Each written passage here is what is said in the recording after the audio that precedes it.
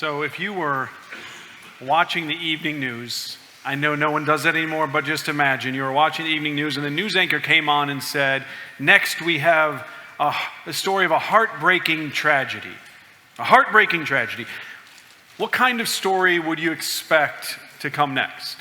Right? Maybe you would say that maybe to be a story about some sort of natural disaster that ravaged a town. But possibly a story about a famous person who received a terminal diagnosis, or a senseless murder, a house that caught on fire. Like, these are the types of things that come to our mind when we hear the word tragedy. But what if the story that followed the statement, next, the story of a heartbreaking tragedy, what if the story were this? A couple wins the lottery. A salesman, he closes a big deal. An executive receives his annual bonus. Would you be surprised? See, our text this morning uses the word tragedy 4 times. It does it twice in chapter 5, twice in chapter 6.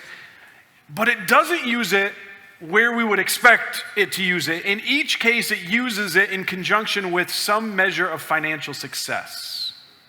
Like, is it possible that making money and being financially successful could be a tragedy for you? Now, we tend to think of money in black and white terms, right? Having more of it, that's positive. Having less of it, that's negative. It's as simple as that. But is it? I mean, we're almost halfway through the book of Ecclesiastes, and we should realize now that it's never as simple as that. Life has much greater complexity.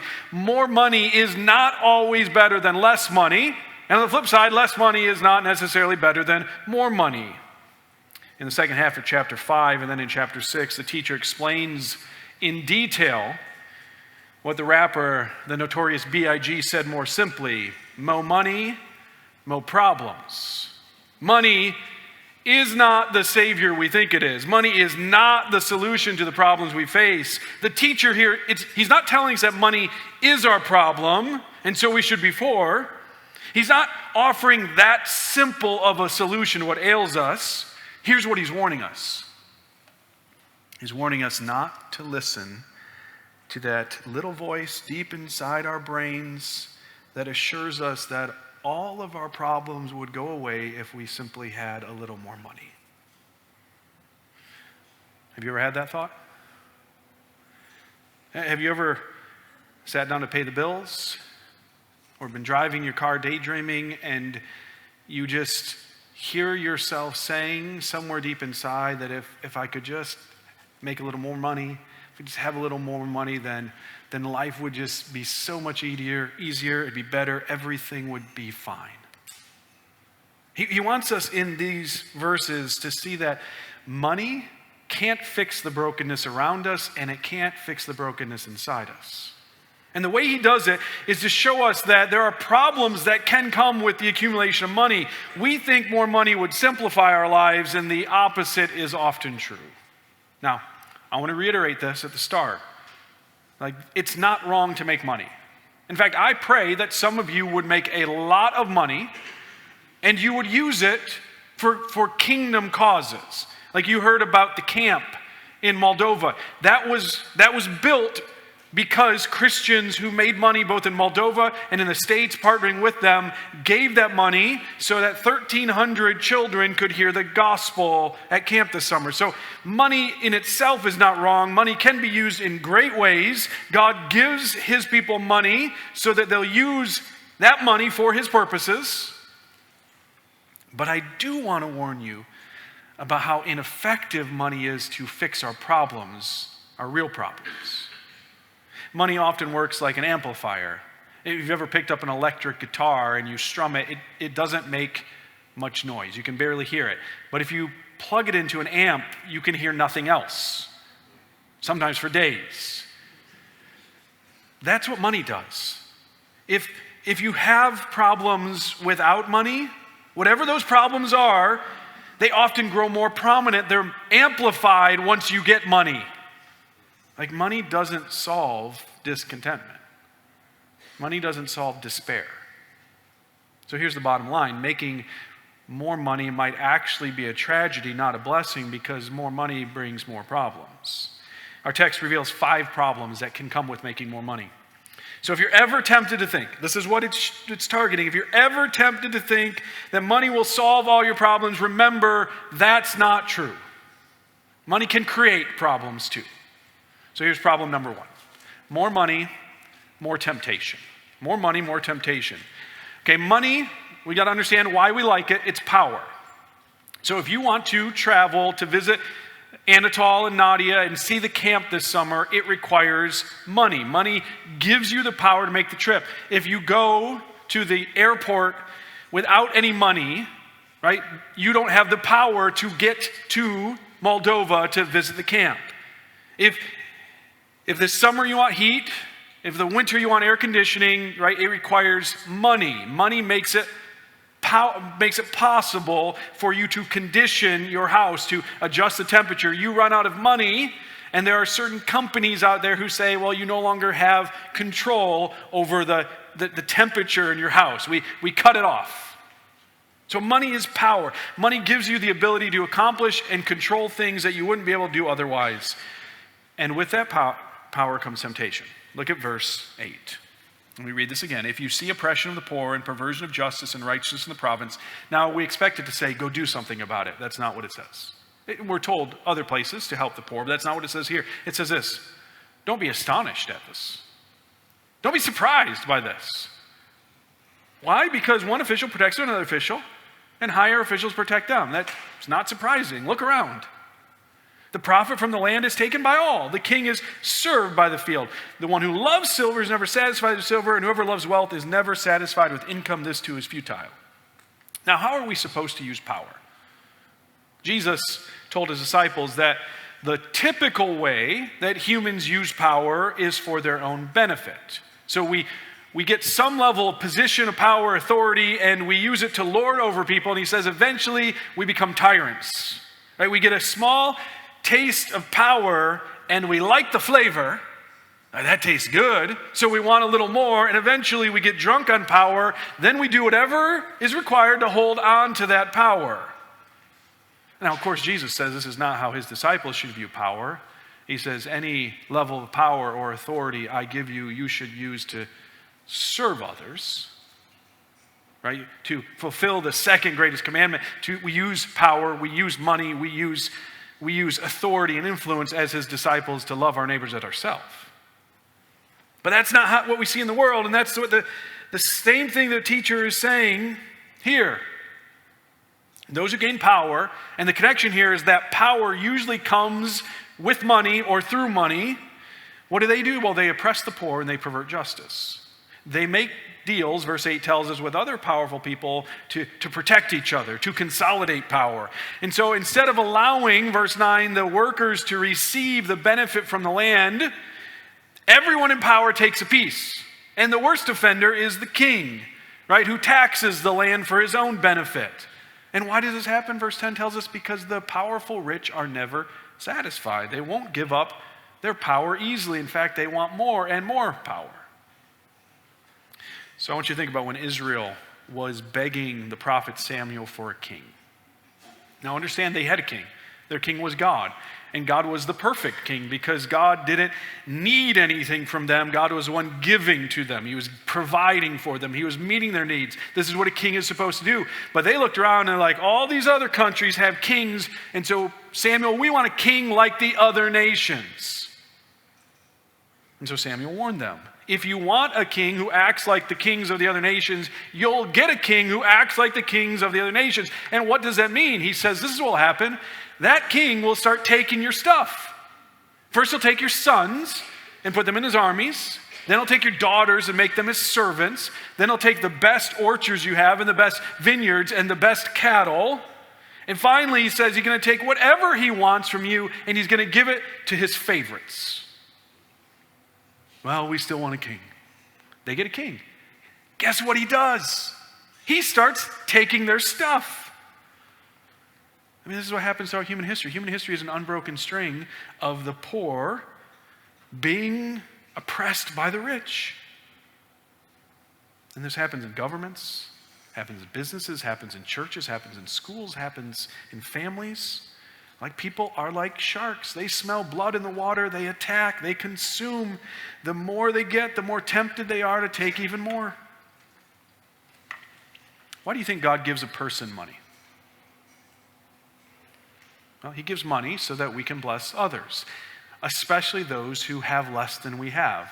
I want you to listen to this command God gives to landowners. This is from Leviticus. He says this, when you reap the harvest of your land, you are not to reap to the very edge of your field, or gather the gleanings of your harvest. Do not strip your vineyard bare or gather its fallen grapes. Leave them for the poor and the resident alien. Here's what he's saying. The more money you have, the more stuff, the more possessions, the more you need to be generous with those needs. So if you have big fields, leave some of it. So that those who don't have any fields, who don't have any crops, or any fruit, they can come and they can pick from it and they can be taken care of. But what happens is the opposite. The more power we have, the more money we get.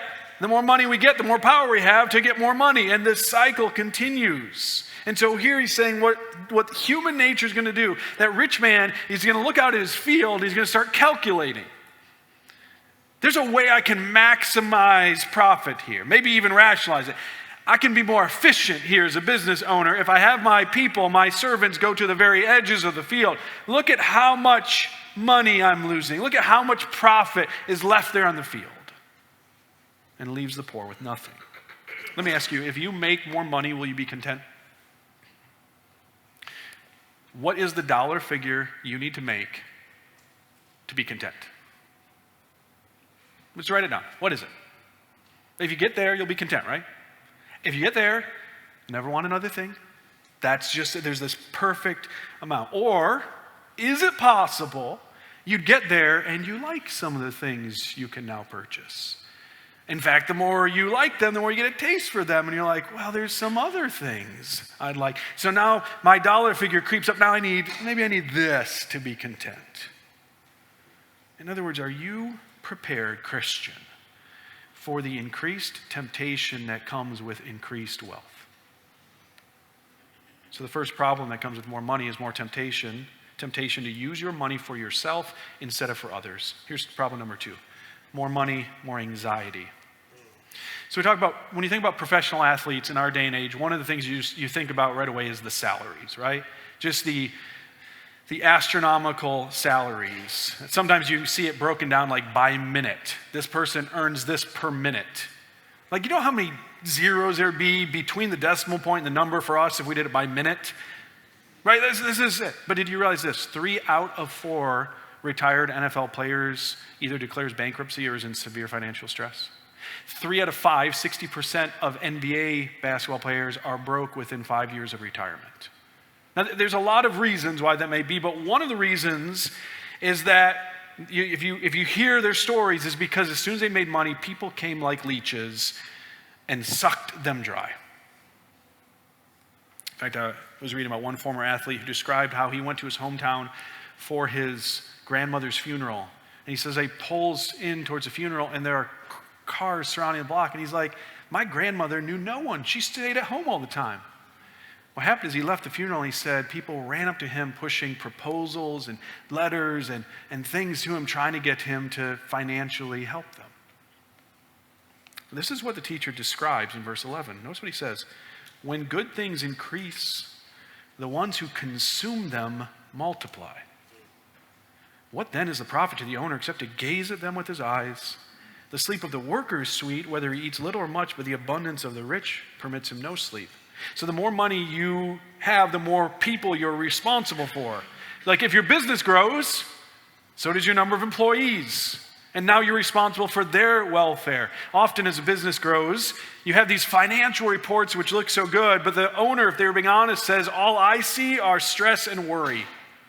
And that's his point here in verse 11. He's like, the only good thing seems to be the bottom line. It's fun to look at, but it keeps you awake at night.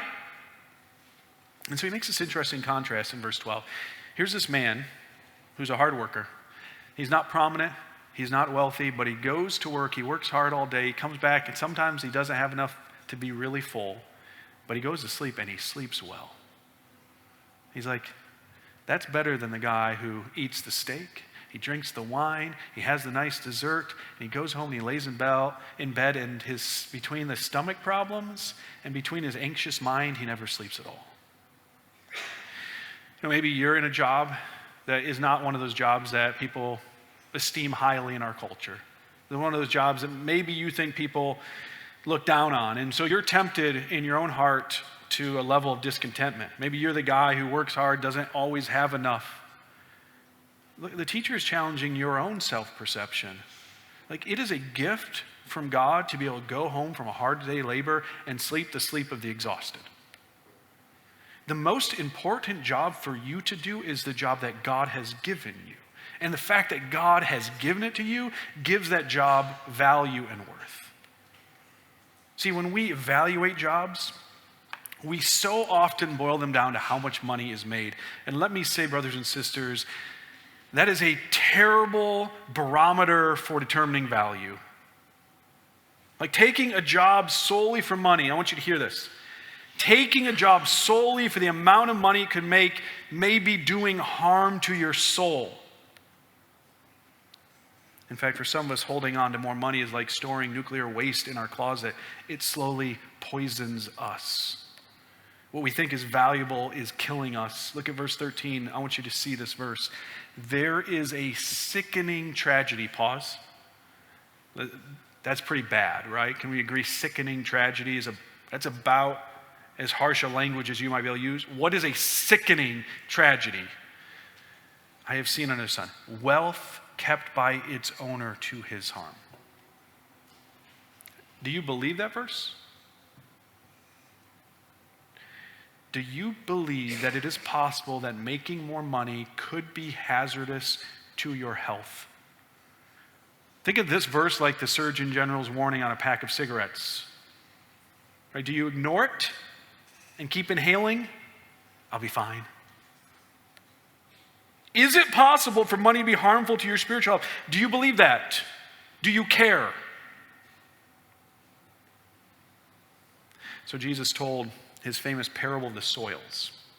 And this is a well-known story he told, and he compares there the heart to soil, and he compares the gospel to a seed. And he says what happens is sometimes when the seed of the gospel is put in the soil of the human heart, there's a lot of different possible outcomes he talks about. But one particular one he talks about is, for a moment it looks like it's going to bring forth fruit, but then weeds grow up and weeds choke out that plant, and so it never actually bears fruit.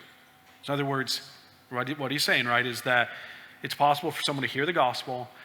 It looks like they're going to respond. It looks like, hey, they're going to follow Jesus, but then other things happen, and all of a sudden they're no longer interested. They walk away. There's no fruit that they're actually a disciple of Jesus.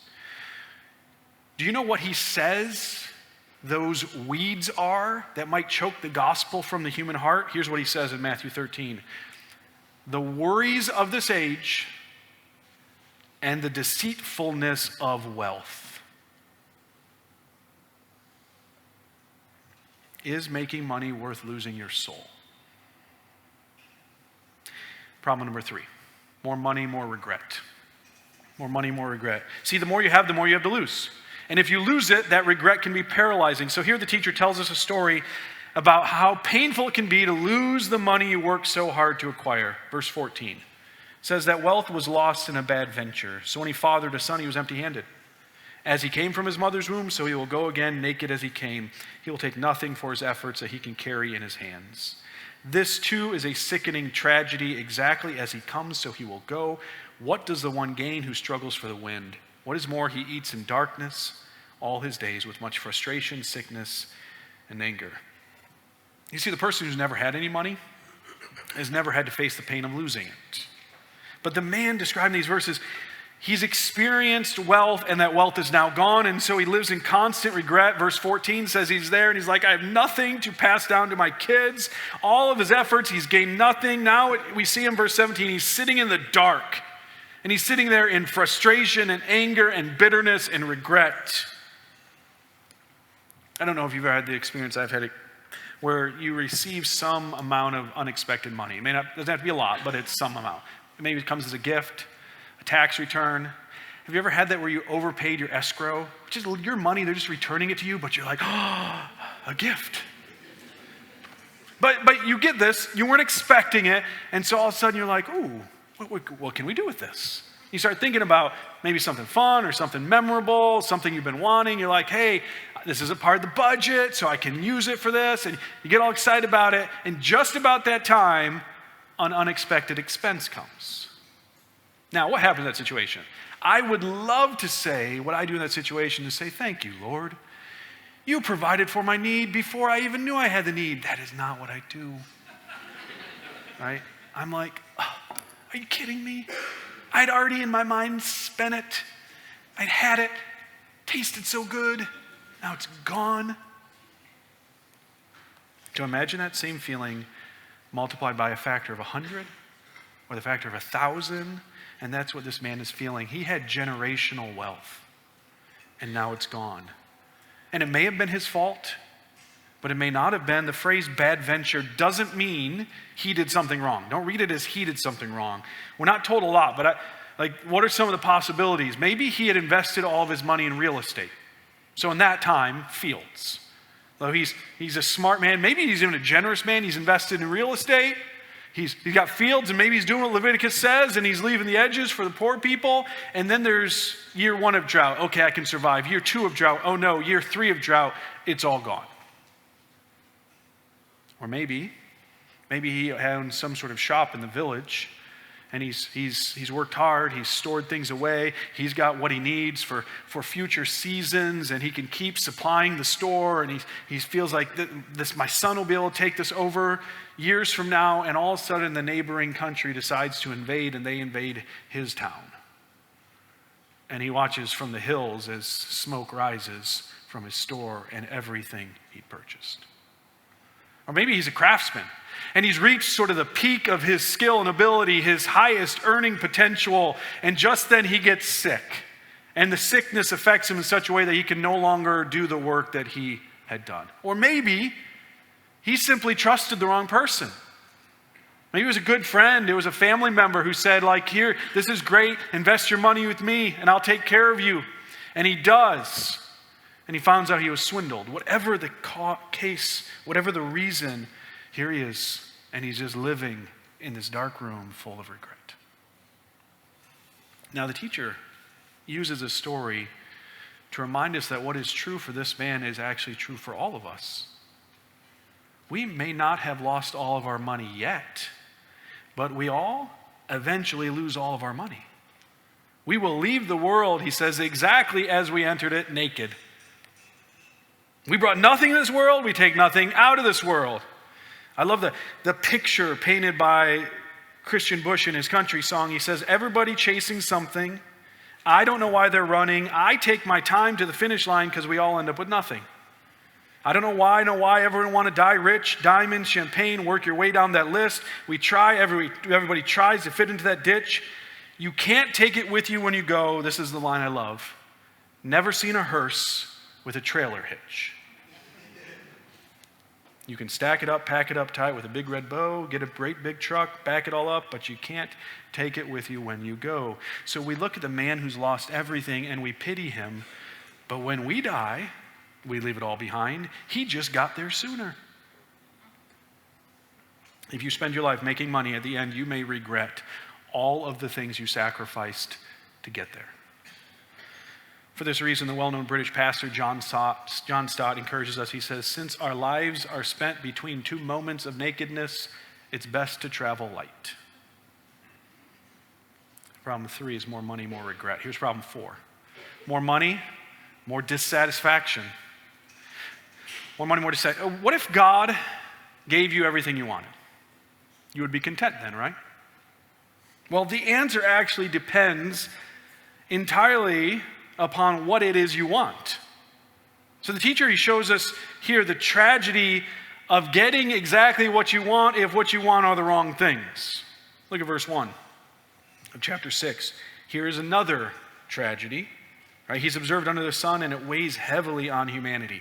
God gives a person riches, wealth, and honor so that he lacks nothing of all he desires for himself. But God does not allow him to enjoy them. Instead, a stranger will enjoy them. This is futile and a sickening tragedy. A man may father 100 children and live many years, no matter how long he lives. If he is not satisfied by good things and does not even have a proper burial, I say that a stillborn child is better off than he. For he comes in futility and he goes in darkness, and his name is shrouded in darkness. Though a stillborn child does not see the sun and is not conscious, it has more rest than he.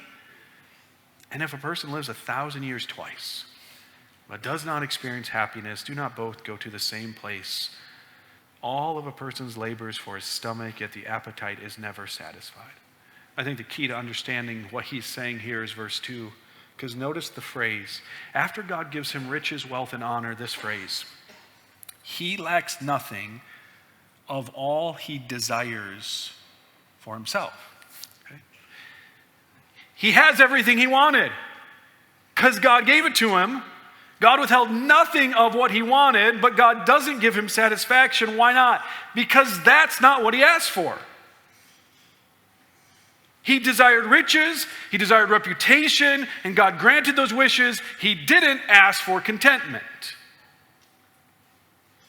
Friend, you realize one of the scariest things that God could do for you is to give you what you want? Hell will be filled with people who didn't want God, and God obliged them. Maybe you've heard the German legend about Faust, who makes a bargain with the devil, right? And so he'll give up his soul in exchange for unlimited knowledge and pleasure, and of course, it doesn't make him happy, it makes him miserable, and he regrets the bargain he made. And right, it's the moral of the story is it's this cautionary tale about trading what is most valuable for that which really doesn't matter. But the story of Faust is a fable because the devil doesn't have that kind of power. What's more real and what's more terrifying is that God may give you exactly what you want, and that leaves you in a perpetual state of dissatisfaction. See, brothers and sisters, do you realize here what this story is telling us? Is that God may sometimes prevent you from accumulating money as an act of kindness to you. Just consider that for a moment, that God may be sparing you from some of the pain and misery that comes when you get the things you want but find out they're empty. I mean, this man has it all. And yet he is so dissatisfied that he says, I wish I had never been born. He goes even further and says, in fact, a stillborn child is more fortunate than I have been. Now that's shocking. And honestly, at first read, it feels callous, especially for those who've lost a child. But I want you to notice why he says it. Because two things are true for the stillborn child that are not true for him. First, the stillborn child, though he's not known, is loved. That's the heart of this comparison here. No one mourns the death of this man for all of his stuff. Like, no one mourns his death. No one buries him. But he says, but at least when a child dies in the womb, there are people who love him. That's why it's such a tragedy. That's why we hurt so much, because we love that baby. But no one loves him. The second comparison with the stillborn child is the stillborn child finds rest. This is sweet. Here's what he says. The stillborn child is with God.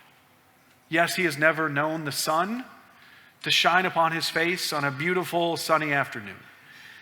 But he's also never known pain and heartbreak and disappointment. And he says, I wish I could find rest. See, he's not satisfied because he doesn't know rest. This man is like an addict. He always needs a new fix, but no fix ever fixes anything. It just leaves him wanting, craving, longing for more, and each time he's left with less. Do you want more? I really want you to think about that question. Do you want more? Now, here's what I want you to do. If I can ask you that question, what if I were to ask your credit card statement? Do you want more? No, I don't want more. Let me see your credit card statement. Like, would that agree with you or contradict you? Like, do you keep buying stuff, accumulating stuff, hoping that will satisfy you? Like, when you're a kid and it's candy and Matchbox cars, that's fine. When you're an adult and it's like fancy meals and trips and more cars and nicer cars and newer cars and bigger houses, it's sad. Because that stuff can't satisfy you. In fact, all it will do is make the dissatisfaction grow. All those infomercials on TV end with the same tagline, where they say, satisfaction guaranteed or your money back. I mean, who can guarantee satisfaction?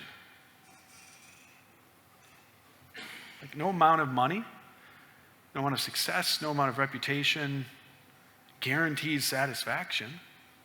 What about the person who hears that satisfaction guaranteed or your money back, says, I don't want the money back, I just want the satisfaction. There's a story told about John D. Rockefeller, the wealthiest American to ever live, and he was asked, which of your millions is your favorite? And he reportedly said, the next one. More money, more disappointment, more dissatisfaction. Here's problem 5. More money, more disillusionment. So I want you to see how chapter 6 ends. It ends with a series of questions. And if you're reading fast, you might be like, well, I don't understand. What are the point of these questions? But think of these series of questions as this man who thought that wealth would satisfy him, but it has not. And what happens is when that happens, I keep getting stuff, I keep doing stuff, I keep having experiences and nothing satisfies. What happens is a person begins to question everything. Right? Their wealth, their great wealth hasn't brought them the power they wish they had. In the end, they're realizing rich and poor, wise and foolish, great and small, all still die. And so here they are going like, what difference does this all make? What's the point? So as I read these final verses, here's what I want you to listen for. Listen to the disillusionment that is seeping through these questions. Verse 8. What advantage then does the wise person have over the fool? What advantage is there for the poor person who knows how to conduct himself before others? Better what the eyes see than wandering desire. This too is futile in the pursuit of the wind. Whatever exists was given its name long ago. It's known what mankind is, but he's not able to contend with the one stronger than he. For when there are many words, they increase futility. What is the advantage for mankind? For who knows what is good for anyone in life in the few days of his futile life that he spends like a shadow? Who can tell anyone what will happen after him under the sun?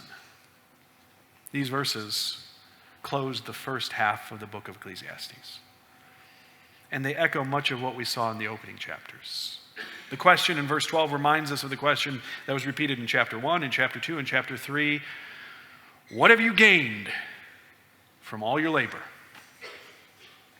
Randy Alcorn, in his book, The Treasure Principle, summarizes our text. This is what he writes. He says, the more you have, the more you want. The more you have, the less you're satisfied. The more you have, the more people will come after it.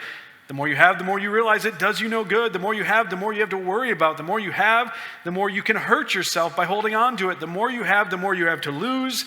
And the more you have, the more you'll leave behind. These are the realities that have caused this teacher to grow disillusioned. What difference does it all make? Yet the answers are hinted at even in the questions. In verse 10, his questions point us back to life in the Garden of Eden, because that's where the things that exist were named long ago. This is where the dissatisfaction, the disillusionment originated. He's pointing us to the source of it. Even his final 2 questions yield an answer. He asks, who knows what is good? Hey, we know the answer to that question. Who can tell us what will happen? Did you notice that in all this talk of money, who has not been mentioned? All of this talk has been godless, without God. Which is exactly what Adam and Eve did in the garden, right? They wanted to replace God. They wanted life without God. More money brings more problems when money takes the place of God. When we look to money to do for us what only God can do for us. If you think more money is your greatest need. Listen, if you think more money is your greatest need, your life will end where chapter 6 ends. With your hands raised, with a perplexed look on your face, asking, what is the point? Now, there's a remedy for the problems of money. We find it at the end of chapter 5. It's just 3 short verses. Look at verse 18. Here is what I have seen to be good. See, this is in contrast to all of the tragedies. It is appropriate to eat, drink, and experience good in all the labor one does under the sun during the few days of his life. Notice, God has given him, because that is his reward. Further, everyone to whom God has given riches and wealth, he has also allowed him to enjoy them, take his reward, and rejoice in his labor. This is a gift of God, for he does not consider the days of his life, because God keeps him occupied with the joy of his heart. The remedy is God. What's been missing is God, or maybe to say it more accurately, what has been missing is living life attentive to what God has said and what God is doing. At the very center of this long passage on money, a passage that focuses on all the problems that money can bring, is a little island of hope. An island where God's will is sought and God's presence is acknowledged and God's goodness is celebrated. So the remedy for the problems of money is to find contentment in God's gifts, not in your financial gains. Gift, not gain. We saw this in chapter 2. We saw it again in chapter 4. What is good is to work hard at the task that God has given you to do, and then enjoy whatever blessings God gives you as a result of the work he's called you to do. What is good is to live our lives in relationship with him, to seek our joy and satisfaction in God, and to enjoy his gifts with open hands. Because the gifts are not what matters most, even if the gifts evaporate.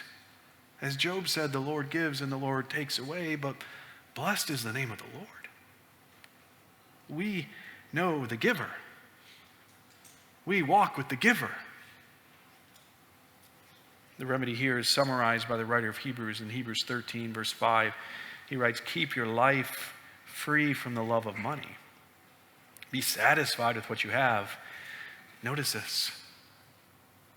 For he himself has said, he does not say, I will provide everything you need. That's not the promise. That's the promise you expect, isn't it? Be satisfied with what you have because God will provide everything you need. He says something even better.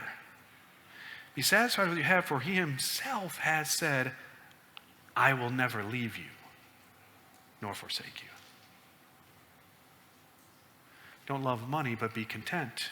Understand that the real treasure is knowing God. The more you value God, the more you delight in God, the more joy you'll find in the gifts that God has given you. 3 times in this passage we find the word gift or given. Seeing everything you have as a gift from God changes everything. Nothing you have in your possession is because you earned it. You may think you have it because you worked hard, but that is not the case. You have it because God gave it to you. I have visited other countries, and I have seen people that work harder than me and work harder than you. You know how I know it? Because they look about 20 years older than they are. Their backs are stooped, their hands are gnarled, their faces are prematurely aged. And the reason you have more than they have is not because you're a harder worker or because you're more talented or because you're smarter. It's because God has given it to you, bottom line. That's it. Now notice, in the midst of this broken and fallen world that we live in, a world that's broken and fallen because humans tried to replace God with his stuff, it says, God in his kindness, verse 20, gives us gifts to enjoy. Because with all the brokenness around us, it would be easy for us to just sit there miserable all the time. I mean, this week we saw, again, more heartbreak, more tragedy, and it's overwhelming. And this isn't a type of escapism. That's not what it's talking about. It's just showing us God's kindness to us. that he gives us gifts, verse 20, so that we're not so overwhelmed by all the brokenness, but we get to enjoy him in the gifts he's given us. See, if we were gloomy all the time, we would reveal something about our Father which is not true. Like, God is happy. Do you believe that God is happy? Infinitely, perfectly happy. And he created us and he made this world so that we would join in his happiness. So enjoying his kindness is a way we celebrate his love. But listen, the ability to enjoy his gifts, to be content with his work in us, is also a gift from him. Like all the possible joys around us, all the things that we think would bring us happiness, would make us satisfied, would be content if we just have those, all of those are like gifts under the Christmas tree. Batteries are not included. No gift in this world comes with the power to enjoy the gift itself. Everything comes powerless. You see, the gift comes and then God gives us the power to enjoy the gift. The power is God's grace at work in us. That's what it says in chapter 6, verse 2. So, the Apostle Paul famously said, right, I can do all things through Christ who strengthens me. He was not talking about CrossFit, and he was not talking about college exams. He was talking about contentment. Like, it is only if God does a work of grace in my heart through Jesus Christ that I can be content with what he's given me. Because in that same passage he says, I know how to be abased, I know how to abound, I know what it means to suffer, I know what it means to rejoice. I can do all things. I can be content through Christ in me. 3 times in verses 18 through 20 we find gifts or given, and 3 times we find some version of the word joy. I mean, I want you to see this. God wants his people to enjoy his world. It is why he made it. But we cannot enjoy it apart from him. This is our tragic mistake. This is the sickening tragedy. Trying to make and find joy in a world made for joy in God, trying to find it apart from God. When we come to God through Jesus Christ and we walk with him by faith, then we can find joy and satisfaction. Money is a terrible savior. You don't need money to fix your problems. You need Jesus. In Chaucer's Canterbury Tales, one of the tales is about 3 young men who decide they're going to go on a quest to kill death. So they start on the quest, they meet an old man and they ask him where they can find death. And he says, over there under a tree. Well, they go there and under the tree they don't find death, they find a treasure. And all of a sudden, the quest is forgotten. And they start thinking about this treasure and how they want this treasure. And so they make a plan that we're going to stay here till it gets dark and then we'll haul off the treasure so no one sees it so we can keep it for ourselves. Well, since they'll be there a while, one of the men volunteers to go into the nearby town to get some food and wine to bring it back while they wait. While he's there, he starts thinking. He's like, that treasure's great, but it'd be better if I didn't have to split it 3 ways. And so not only does he buy food and wine, he buys food and wine and poison, and he poisons the wine. Well, while he's gone in the town getting the food and wine, the other 2 guys start talking and they say, this treasure's great, but it'd be better if we didn't have to split it 3 ways. So when he gets back, we'll surprise him and we'll kill him, and now we can only have to split it 2 ways. And so when he returns from the village, that's what they do. They surprise him, they kill him, and then to celebrate, they drink the wine. So they sought out to find death, but death found them, and he found them with a treasure. That tale reminds me of Adam and Eve, our first parents who found death under a tree as well. They thought they found a treasure that could satisfy them apart from God, and taking it for themselves, they died, and we are just like them. We are just like them, that we continue to seek joy and seek freedom and seek satisfaction apart from God. And one of the ways we do it is to take what he gives us, to take the resources, to take all that he provides and try to replace him. And in doing so, we find death. But on another tree, thousands of years later, the Son of God sought out death. And obeying death, he killed death for us Right under that tree, he drank the full cup of suffering our sin deserves, and he died in our place so that sin no longer has dominion over us. And now what Jesus invites us to do is he invites us to enjoy what he gives us, not apart from him, but with him. You see, 4 times he tells us a tragedy, but it's really just one tragedy. And it's the greatest tragedy. The greatest tragedy is to get everything you desire just to find out it doesn't matter. This is the point of Jesus' question when he asked, for what does it profit a man to gain the whole world and forfeit his soul? Are you trying to gain the whole world at the cost of your soul?